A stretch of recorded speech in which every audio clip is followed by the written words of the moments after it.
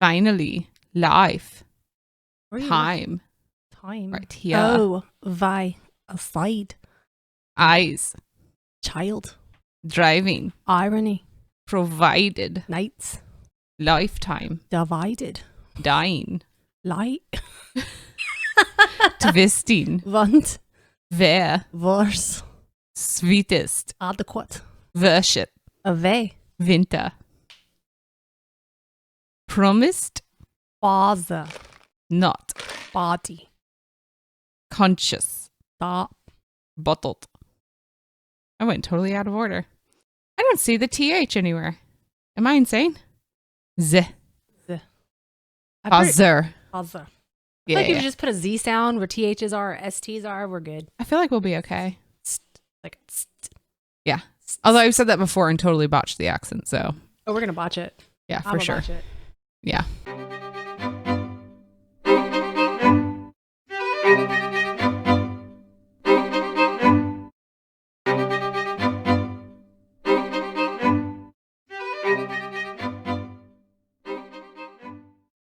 Hello, everyone.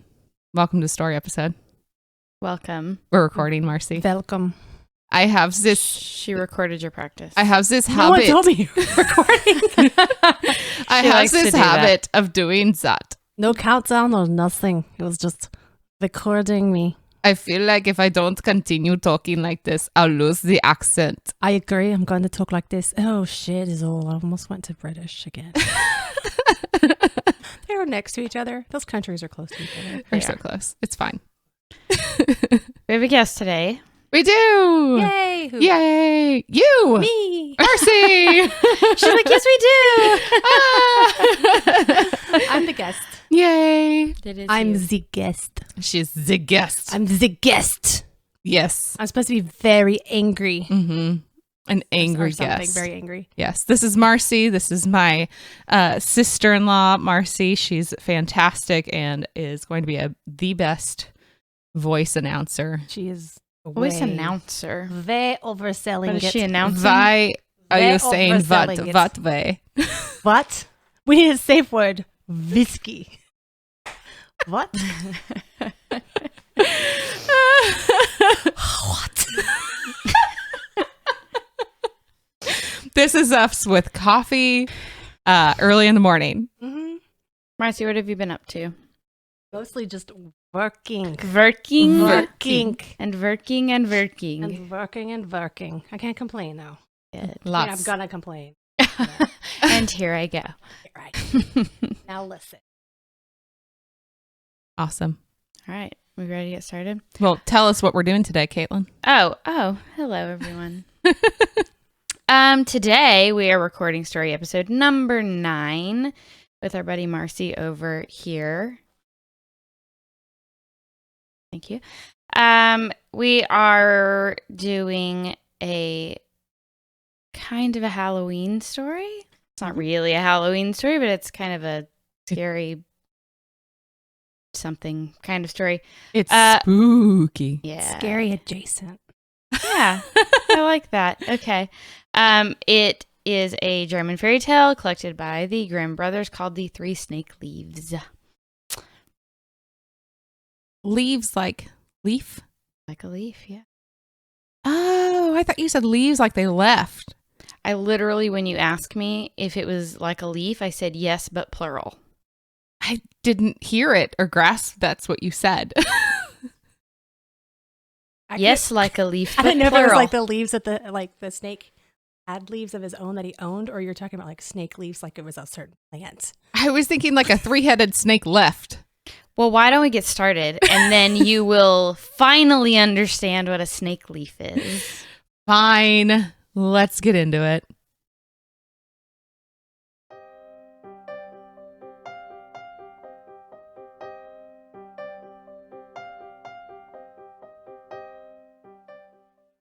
There was once upon a time a poor man who could no longer support his only son. Then said the son, Dear father, things go so badly with us that I am a burden to you. I would rather go away and see how I can learn my bread. I believe you mean earn. He wanted to be a baker.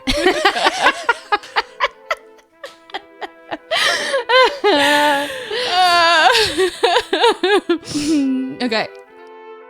I would rather go away. That went French. No, that was good. Okay. Close enough. I Close would. to each other. It's very close. Very, very, very. Now you're just have a lisp. Very, very. Very, very. I would rather go away and see how I can earn my bread. So the father gave him his blessing, and with great sorrow took leave of him. At this time the king of a mighty empire was at war, and the youth took service with him, and with him went out to fight. And when he came before the enemy, there was a battle, and great danger, and it rained shot. And it rained shot until his comrades fell on all sides. And when the leader also was killed, those left were about to fight. Those left were about to take flight, but the youth stepped forth, spoke boldly to them, and cried, We will not let our fatherland be ruined. Then the others followed him, and he pressed on and conquered the enemy. When the king heard that he owed the victory to him alone, he raised him above all others, gave him great treasures, and made him the first in the kingdom. The king had a daughter who was very beautiful, but she was also very strange. So perfect. That is just so accurate. Attacked. Get closer to the mic. Not talking. When you say attacked. I feel attacked. Now she feels attacked. She had made a vow to take no one as her lord and husband who did not promise to let himself be buried alive with her if she died first. That is a strange woman. If he loves me. Yes. Very strange. If he loves me with all his heart, of what use will life be to him afterwards? On her side, she would do the same, and if he died first, would go down to the grave with him. This strange oath had up to this time frightened away all wooers, but the youth became so charmed with her beauty that he cared for nothing but ask her father for her. I am the father, the king. You're the king, And I'm it's old. at the top. You're the son and the king. Okay. But do you know Nov? No. Oh, Nov? Not no, but just no. Ah! That is a real struggle for me, that word. Okay. I got this, guys. But do you know what you must promise? Said the king. I must be buried with her. I'm going to caution you Her. that is going quite French. Okay, hold on. It wasn't quite there. Real close. Mm-hmm. Okay. I must be buried with her. Her. Sorry. With her. With her. Would you like to do that one more time? Ay, ay, ay. I must be buried with her. He replied. If I outlive her, but my love is so great that I do not mind the danger. Then the king consented, and the wedding was solemnized with great splendor. They lived now for a while happy and contented with each other, and then it befell that the young queen was attacked by a severe illness, and no physician could save her. And as she lay there dead, the young king remembered what he had been obliged to promise, and was horrified at having to lie down alive in the grave, and there was no escape. The king had placed sentries at all gates, and it was not possible to avoid his fate. When the day came when the corpse was to be buried, he was taken down into the royal vault with it, and then the door was shut and bolted. Near the coffin stood a table on which were 4 candles, 4 loaves of bread, and 4 bottles of wine. Sorry, Marcy's looking at me and I'm like, I'm just horrified. Sorry. No, aren't you? I've already read the story. Oh, fine. I'm the only one who hasn't read it. Continue. I ruined the flow. Near the coffin stood a table on which were 4 candles, 4 loaves of bread, and 4 bottles of wine. And when this provision came to an end, he would have to die of hunger. And now he sat there full of pain and grief, ate every day only a little piece of bread, and drank only a mouthful of wine, and nevertheless saw death daily drawing nearer. Whilst he thus gazed before him, he saw a snake creep out of a corner of the vault and approach the dead body. As he thought it came to gnaw at it, he drew his sword and said, As long as I live, you shall not touch her. And hewed the snake into 3 pieces. Whoosh, whoosh, whoosh. After a time, a second snake crept out of the hole, and when it saw the other lying dead and cut in pieces, it went back, but soon came again with 3 green leaves in its mouth. Then it took the 3 pieces of the snake, laid them together, as they ought to go, and placed one of the leaves on each wound. Immediately the severed parts joined themselves together, the snake moved and became alive again, and both of them hastened away together. The leaves were left lying on the ground, and a desire came into the mind of the unhappy man who had been watching all this, to know if the wondrous power of the leaves, which had brought the snake to life again, could not likewise be of service to the human being. So he picked up the leaves and laid one of them on the mouth of his dead wife, and the 2 others on her eyes, and hardly had he done this than the blood stirred in her veins, rose into her pale face, and colored it again. Then she drew breath, opened her eyes, and said, Oh God, where am I? You are with me, dear wife. He answered, and told her how everything had happened, and how he had brought her back again to life. Then he gave her some wine and bread, and when she had regained her strength, he raised her up, and they went to the door and knocked, and called so loudly that the sentries heard it, and told the king. The king came down himself and opened the door, and there he found both strong and well, and rejoiced with them. And there he found both strong and well, and rejoiced with them that now all sorrow was over. The young king, however, took the 3 snake leaves with him, gave them to a servant, and said, Keep them for me carefully, and carry them constantly about thee. Who knows in what trouble they may yet be of service to us?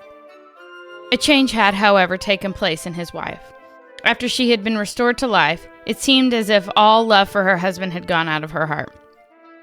After some time, when he wanted to make a voyage over the sea to visit his old father, and they had gone on board a ship, she forgot the great love and fidelity which he had shown her, and which had been the means of rescuing her from death, and conceived a wicked inclination for the skipper. And once the young king lay there asleep, she called in the skipper and seized the sleeper by the head, and the skipper took him by the feet, and thus they threw him down into the sea. When the shameful deed was done, she said, Now let us return home and say that he died on the way. I will extol and praise thee to my father, that he will marry me to thee, and make thee the heir of his crown. The sailor? The skipper. The skipper? No, right? What? Right, How could you? I know. Listen. Do you have no loyalty? Death changed me. But the faithful servant who had seen all that they did, unseen by them, unfastened a little boat from the ship, got into it, sailed after his master, and let the traders go on their way. He fished up the dead body, and by the help of the 3 snake leaves which he carried about with him, and laid on the eyes and mouth, he fortunately brought the young king back to life. They both rowed with all their strength day and night, and their little boat flew so swiftly that they reached the old king before the others did. He was astonished when he saw them come alone, and asked what had happened to them. When he learnt the wickedness of his daughter, he said, I cannot believe that she has behaved so ill, but the truth will soon come to light. And bade both go into a secret chamber and keep themselves hidden from everyone. Soon afterward, the great ship came sailing in, and the godless woman appeared before her father with a troubled countenance. He said, Why do you come back alone? Where is your husband? Ah, dear father, she replied. I come home again in great grief. During the voyage, my husband suddenly became very ill and died. What am I doing? You were like... It was very French, and then there at the end it was like a Irish? I don't even know. And if the good skipper... She's insane. And the sickle skipper had not given me his help. It would have gone ill with me. He was present at his death, and I can tell you all. Why? I can tell you all. I can tell you all. The king said, I will make the dead alive again. and opened the chamber and bade the two come out. When the woman saw her husband, she was thunderstruck and fell on her knees and begged for mercy. The king said, There's no mercy. He was ready to die with thee and restore thee to life again. But you have murdered him in his sleep, and shall receive the rewards that you deserve. Then she was placed with her accomplice in a ship which had been pierced with holes, and sent out to sea, where they soon sank amid the waves.